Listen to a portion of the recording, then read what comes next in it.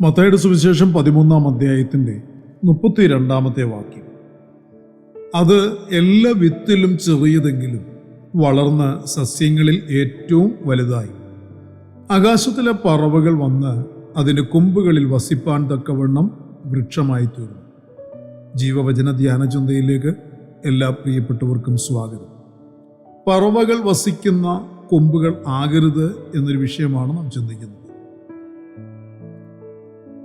കുടപ്പിറപ്പുകളെ, ദൈവരാജ്യം എന്ന ദൈവിക സത്യത്തെ, അതിൻ്റെ ആരംഭത്തെക്കുറിച്ചും അതിൻ്റെ വളർച്ചയെക്കുറിച്ചും അതിൻ്റെ പ്രാധാന്യത്തെക്കുറിച്ചും അതിനെ മലിനപ്പെടുത്തുവാനുള്ള ശത്രുവിൻ്റെ പ്രവണതകളെക്കുറിച്ചുമൊക്കെ ദൈവരാജ്യ സ്ഥാപകനും അതിൻ്റെ നായകനുമായ കർത്താവായ യേശു ക്രിസ്തു തന്നെ അത് ഉപമയായി പഠിപ്പിച്ചിരിക്കുന്ന വേദഭാഗങ്ങൾ 3 സുവിശേഷ പ്രതികളിലും രേഖപ്പെടുത്തിയിട്ടുണ്ട്. ഉപമകളിൽ 7-ാമത്തേതും ദൈവരാജ്യ സദൃശ്യങ്ങളിൽ 3-ാമത്തേതുമാണ് കടുകുമണിയുടെ ഉപമയിൽ കൂടി നമ്മുടെ വാഴ്ത്തപ്പെട്ട കർത്താവ് പഠിപ്പിച്ചു തന്നിരിക്കുന്നത്. ദൈവരാജ്യം അതിൻ്റെ ആരംഭത്തിങ്കൽ അത് ഏറ്റവും ചെറുതായ ഒരു വിത്ത് ആയിരുന്നു.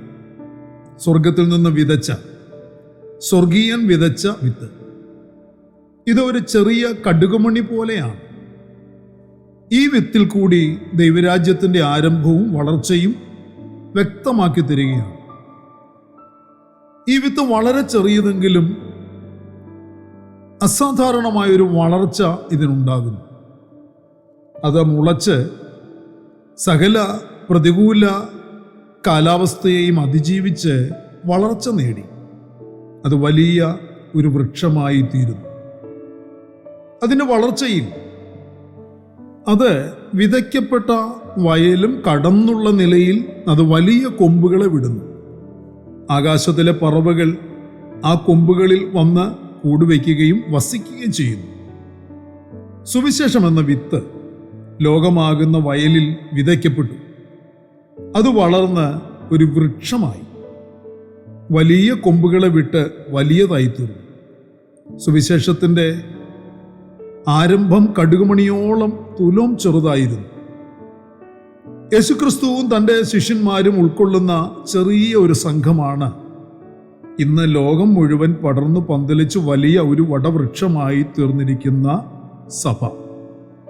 പ്രിയ, സുവിശേഷം എന്ന കടുകുമണി ലോകമാം വയലിൽ ഇടപെട്ടത് വളർച്ച പ്രാപിച്ച് കടുകുമണിയുടെ ചെടി എന്ന യഥാർത്ഥ പ്രകൃതിക്ക് വിരുദ്ധമായി അത് ഒരു വൃക്ഷമായി തീർന്നു. യേശുക്രിസ്തു സുവിശേഷം പ്രസംഗിക്കുവാൻ ആരംഭിച്ചപ്പോൾ ഒരു ചെറിയ കൂട്ടം മാത്രമാണ് തന്നെ കേൾക്കുവാനും വിശ്വസിക്കുവാനും അനുസരിക്കുവാനും ഉണ്ടായിരുന്നത്. അപ്പോസ്തലന്മാർ, ശിഷ്യഗണങ്ങൾ അത് ഏറ്റെടുത്ത് പ്രസംഗിക്കുവാനും പഠിപ്പിക്കുവാനും തുടങ്ങി. ആ ചെറിയ ചെടി വളർന്നു. അതിൻ്റെ വളർച്ച വലിയതായി തീർന്നു. ഒരു വൻവൃക്ഷത്തിൻ്റെ വളർച്ച പോലെ ലോകം മുഴുവൻ പടർന്നു പന്തലിച്ചു. ആകാശത്തിലെ പറവകൾ അതിൻ്റെ കൊമ്പുകളിൽ വസിക്കുവാൻ തക്കവണ്ണം ഒരു അഭൂതപൂർണമായ വളർച്ച എന്ന ഒരു ധ്വനിയുണ്ട്. വൃക്ഷത്തിൻ്റെ സ്വാഭാവിക കൊമ്പുകളുടെ വളർച്ചയ്ക്കപ്പുറം വലിയ കൊമ്പുകൾ അത് വിടുന്നു. മർക്കോസ് സുവിശേഷത്തിൽ ഇപ്രകാരം രേഖപ്പെടുത്തിയിരിക്കുന്നു: ആകാശത്തിലെ പക്ഷികൾ അതിൻ്റെ നിഴലിൽ വസിപ്പാൻ തക്കവണ്ണം വലുതായ കൊമ്പുകളെ വിടുന്നു. വലിയ കൊമ്പുകൾ, അതിൽ പറവകൾ കൂടുകൂട്ടുവാൻ തക്കവണ്ണം വലിയ കൊമ്പുകളായിത്തീർന്നു. പറവകൾ നമുക്കറിയാം സാമ്രാജ്യ ശക്തികളെ സദൃശീകരിക്കുന്നു എന്ന് യെഹെസ്കേൽ പ്രവാചകന്റെ പുസ്തകത്തിൽ നിന്ന് നമുക്ക് മനസ്സിലാക്കാൻ കഴിയുന്ന നിരവധി ഭാഗങ്ങളുണ്ട്. ഇത് സാത്താന്യ സ്വാധീന ശക്തികളെ കാണിക്കുന്നു. തിരുവചനത്തിൽ പറവകൾ എന്നത് രാഷ്ട്രങ്ങൾക്കും ജനങ്ങൾക്കും ആലങ്കാരികമായി വെളിപ്പെടുത്തപ്പെട്ടിട്ടുണ്ട്. യെശയ്യാവിൻ്റെ പുസ്തകത്തിലും യിരെമ്യാ പ്രവാചകന്റെ പുസ്തകത്തിലും ആ കാര്യം നമുക്ക് മനസ്സിലാക്കാൻ കഴിയുന്നുണ്ട്. ലോകം മുഴുവൻ വ്യാപിച്ച സുവിശേഷത്തിൻ്റെ ഫലമായി ശരിയായ പഠിപ്പിക്കലില്ലാതെ,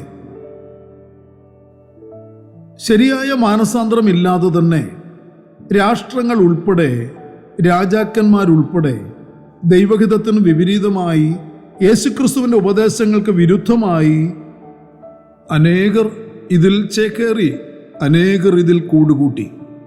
അപ്രകാരം ക്രിസ്ത്യാനിത്വത്തിൽ താൽക്കാലിക കാര്യസാധ്യത്തിനു വേണ്ടി അഭയം തേടിയവരും കടന്നുകൂടിയവരും അനവധിയാണ്.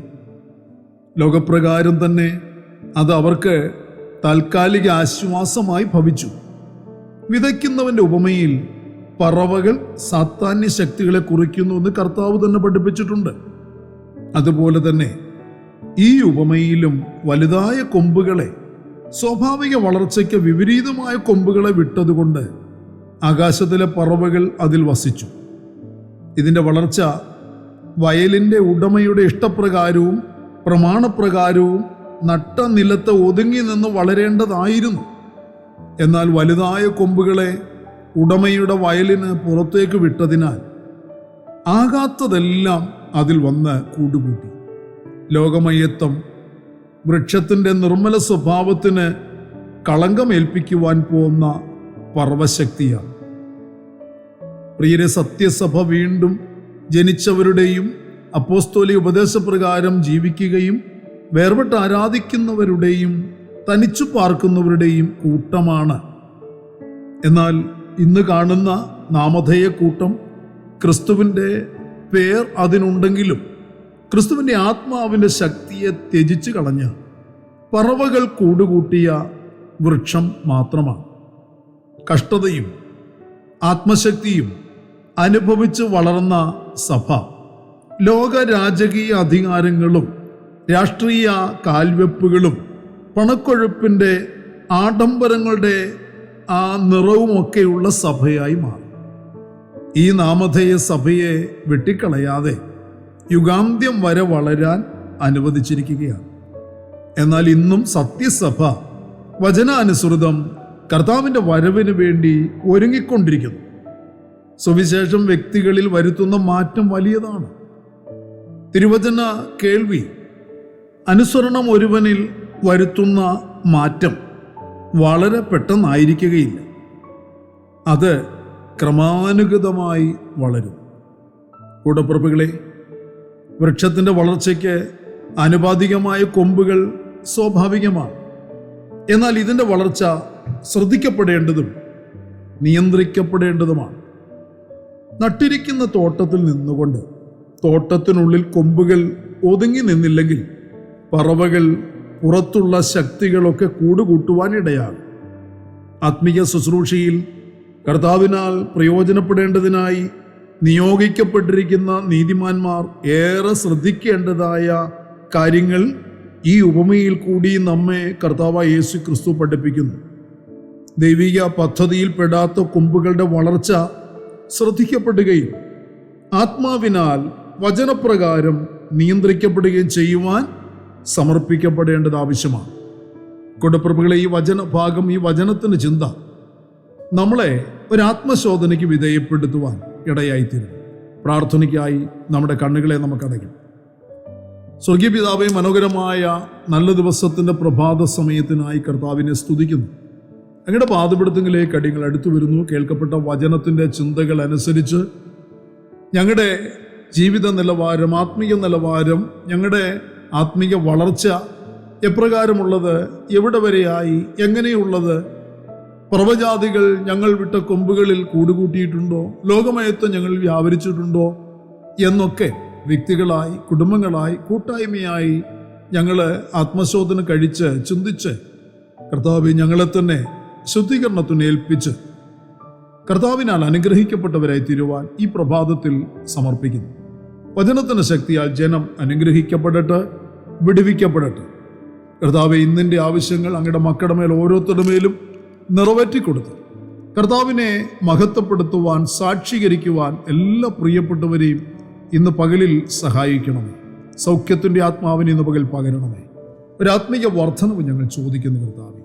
വചനത്തിൻ്റെ അടിസ്ഥാനത്തിൽ നിന്നുകൊണ്ടുള്ള, ഞങ്ങൾ നട്ടിരിക്കുന്ന തോട്ടത്തിൽ നിന്നുകൊണ്ടുള്ള ആ അനുസൃതമായ, വചനാനുസൃതമായ വളർച്ച കൈവരിക്കുവാൻ ഞങ്ങളെല്ലാവരും സഹായിക്കണം. പ്രാർത്ഥന കേട്ടവൻ കൃപയ്ക്കായി സ്തോത്രം. സകലത ഞങ്ങൾക്ക് വേണ്ടി ജീവൻ തന്ന യേശു കർത്താവിന് ധന്യമായ നാമത്തിൽ താഴ്മയോട് അപേക്ഷിക്കുന്നു. ദയ തോന്നി കേൾക്കുമാറാകണമേ. ആമേൻ. പ്രിയ വചനങ്ങളാൽ പരിശുദ്ധനായ കർത്താവ് എല്ലാവരെയും അനുഗ്രഹിക്കട്ടെ. നമ്മുടെ വാഴ്ത്തപ്പെട്ട കർത്താവിൻ്റെ വരവ് അടുത്തിരിക്കുന്നതിനാൽ അവൻ്റെ വരവിന് വേണ്ടി നമുക്ക് ഒരുങ്ങി കാത്തിരിക്കാം. മാറാനാഥ.